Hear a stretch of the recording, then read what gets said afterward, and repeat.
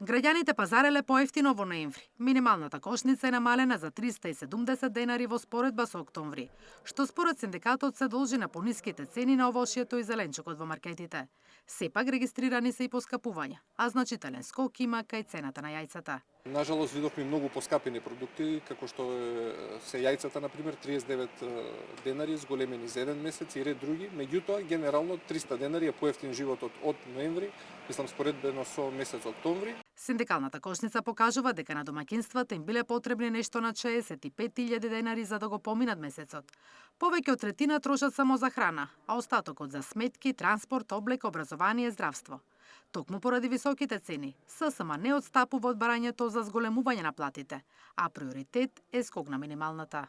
Денешните плати се сведени на храна и лекови, а мислам дека македонскиот работник заслужува малку подостоинствен живот и да не биде дека само ние упорно бараме зголемување на плата, а цените се ниски. Цените можеби од месец во месец бележат благо намалување или зголемување, но генералната слика е дека многу е поскапен животот во Македонија и многу е опадната куповната моќ на луѓето.